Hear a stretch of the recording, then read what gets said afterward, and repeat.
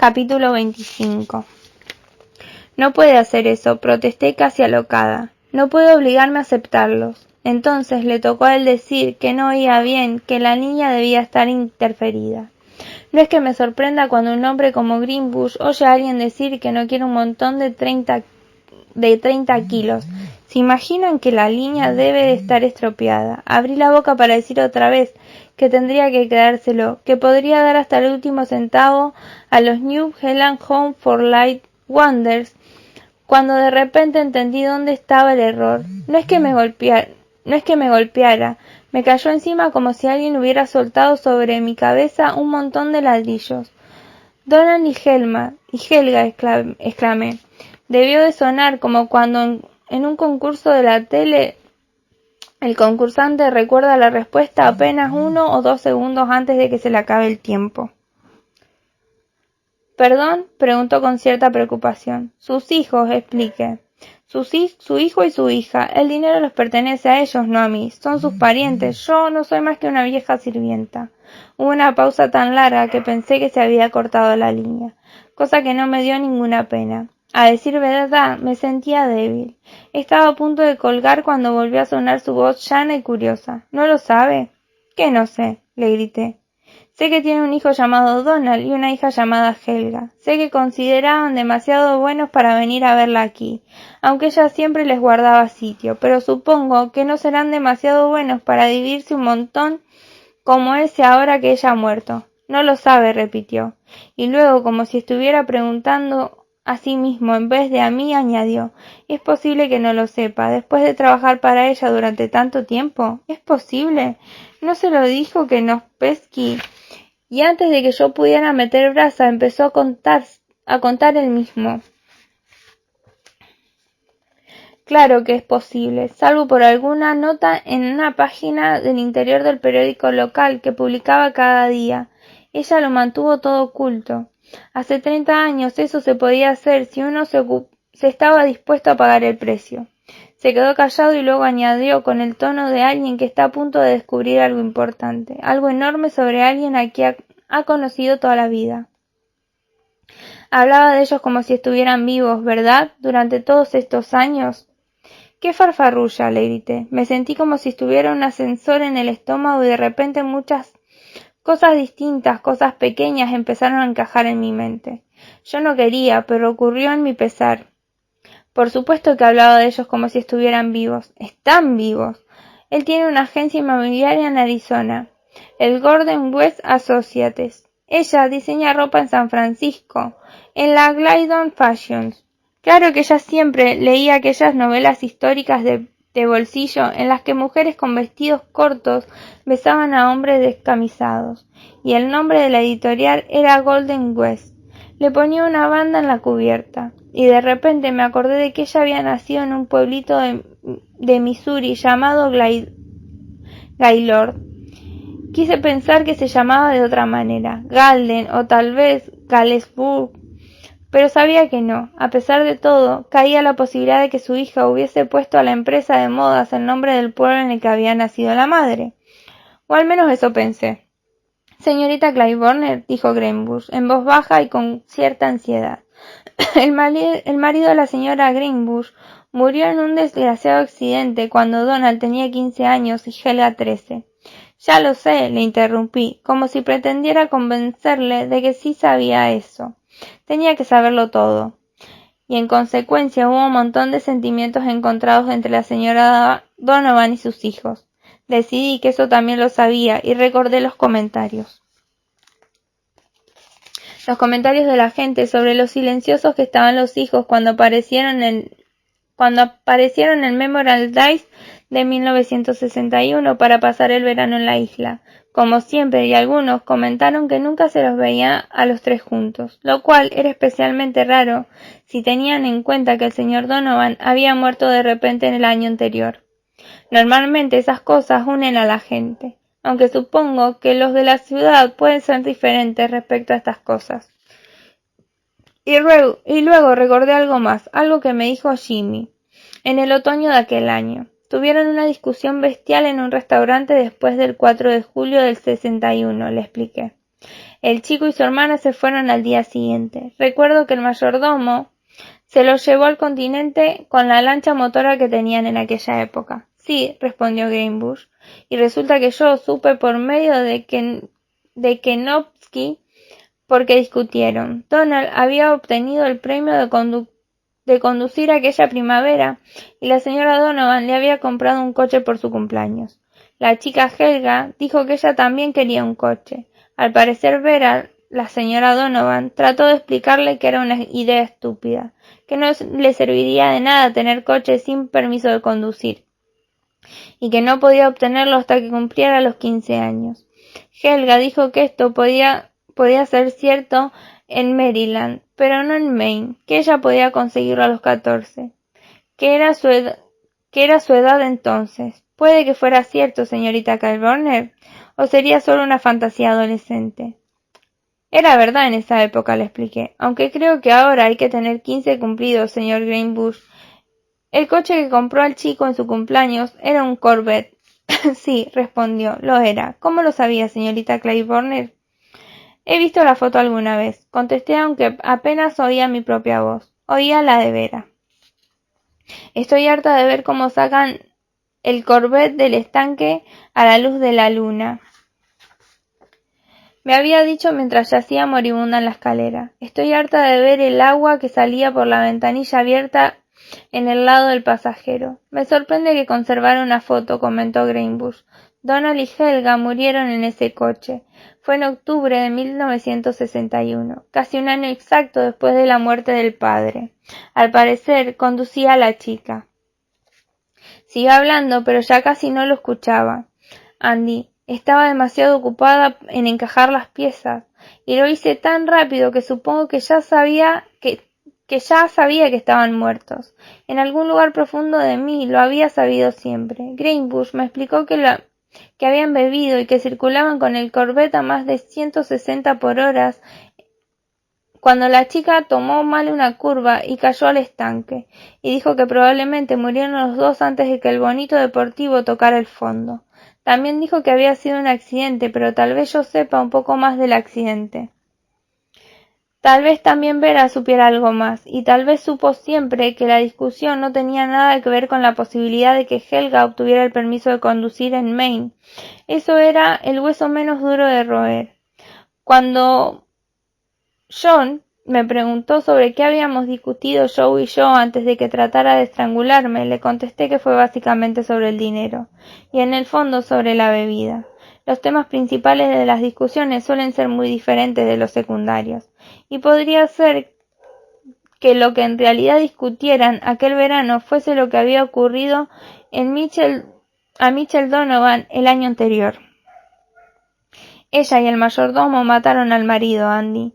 Nunca llegó a decírmelo. Además, no la pillaron, pero a veces queda gente en la familia que tiene en sus manos las piezas del rompecabezas que la policía no ve. Gente como Selena, por ejemplo, o tal vez como Donald y Helga Donovan. Me pregunto cómo la mirarían aquel verano antes de la discusión en el restaurante del muelle, antes de abandonar Little Tal para siempre. He intentado una y otra vez recordar cómo eran sus ojos cuando la miraban, si eran como los de Selena cuando me miraba a mí. Pero no lo consigo. Tal vez lo logre con el tiempo, pero tampoco es lo que esté deseando. No sé si me explico. Sí sé que 16 años son muy pocos para tener permiso de conducir. Demasiado poco, joder. Y si a eso le añades que aquel coche tan potente... Bueno, ya tienes la recta para el desastre. Vera era suficientemente lista para saberlo. Y debía de tener un miedo de muerte. Tal vez odiara al padre, pero quería al hijo más que a su propia vida. Sé que lo quería, y aún así se lo cargó. Dura como era, le metió la piedra en el bolsillo, y a Helga también, cuando él no era ni un bachiller y justo empezaba a afeitarse. Creo que fue el sentimiento de culpa, Andy, y tal vez me convenga pensar así porque no quiero creer que hubiera también algo de miedo que un par de niños ricos como ellos pudiesen chantajear a su madre para conseguir lo que les diera la gana gracias a la muerte de su padre. No lo creo, pero es posible, ¿sabéis? Es posible. En un mundo en el que un hombre puede pasar meses tratando de llevarse a su propia hija a la cama, creo que todo es posible. Están muertos, le dije a Greenwood. ¿Eso es lo que me está diciendo? Sí, llevan 30 años muertos o más, puntualicé. Sí, y todo lo que ella me decía de sus hijos era mentira. Volvió a aclararse la garganta. Si mi charla con él vale como ejemplo, ese hombre es uno de los mejores aclaradores de gargantas del mundo. Y cuando volvió a hablar casi parecía humano. ¿Qué le decía de ello, señorita Claiborne? Y cuando me puse a pensarlo, Andy, me di cuenta de que me había dicho un montón de cosas que a partir del verano del 62, cuando aparecieron con 10 kilos menos que el año anterior, y con aspecto de ser 10 años mayor, recuerdo que me contó que tal vez Donald y Helgan pasarían el mes de agosto en la casa para que me asegurara que teníamos bastante Quaker Roll Oats, que era lo único que tomaban para desayunar. Recuerdo que volvió en octubre. Eso fue el otoño en que Kennedy y Schuster trataban de decidir si iban a volar el mundo o no. Y me dijo que a partir de entonces la vería mucho más. Ojalá vieras también a los chicos, me dijo. Pero había algo en su voz, Andy, y en sus ojos. Mientras seguía allí con el teléfono en la mano, pensaba sobre todo en sus ojos. Me había dicho cosas de todas clases con la boca durante tantos años, sobre cómo sus hijos iban al colegio, qué hacían, con quién salían, según Vera. Donald se casó y tuvo 2 hijos. Helga se casó y se divorció. Pero me di cuenta que desde el verano de 1962 sus ojos me decían la misma cosa una y otra vez. Estaban muertos, ajá, pero tal vez no del todo, al menos mientras hubiera una escuálida sirvienta de cara achatada en una isla junto a la costosa Maine que aún creyera que estaban vivos. De ahí mi mente dio un salto hasta el verano de 1962, el verano en que maté a Joe, el verano del eclipse. A ella le fascinaba el eclipse, pero no solo porque fuera de esas cosas que solo ocurren una vez en la vida. No, señor, le encantaba porque pensaba que llevaría a Donald y a Helga de vuelta a Pennywood. Me lo dijo una y otra vez, y aquello en sus ojos, aquello que sabía que estaban muertos, se mantuvo alejado durante la primavera y el principio del verano de aquel año, Andy. ¿Sabéis lo que creo? Creo que entre marzo o abril y mediados de julio de 1963, Vera Donovan se volvió loca. Creo que durante esos meses llegó a creer que estaban vivos. Borró la visión del Corvette saliendo del estanque que se había lanzado en su memoria. Creyó que habían vuelto a la vida por pura fuerza de voluntad. ¿Creyó que habrían vuelto a la vida? No, eso no es exacto. Los eclipsó de vuelta a la vida. Se volvió loca y creo que quiso seguir loca. ¿Acaso para poder recuperarlos? ¿Acaso para castigarse? ¿O por ambas razones a la vez? Pero al final fue demasiado sensata para conseguirlo. Durante la última semana, los 10 días antes del eclipse, todo empezó a desmoronarse. Recuerdo como si fuera ayer aquella época, cuando las que trabajábamos para ella nos preparábamos para aquella maldita exhibición y para la fiesta posterior. Había estado de buen humor durante todo junio y parte de julio, pero cuando yo envié a mis hijos fuera de la isla todo empezó a funcionar mal. Fue entonces cuando Vera empezó a comportarse como la reina roja de Alicia en el País de las Maravillas, a gritar a la gente como si la mirasen mal, a despedir a las sirvientas por cualquier cosa. Supongo que fue entonces cuando su último intento de desear que resucitaran fracasó.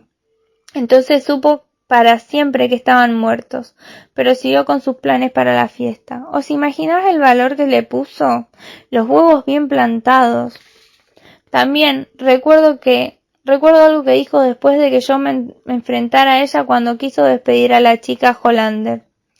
Vera vino luego a hablar conmigo y yo creí que pensaba despedirme. En vez de eso, me dio una bolsa llena de cosas para ver el eclipse y pronuncié algo que, al menos para ver a Donovan, equivalía a una disculpa.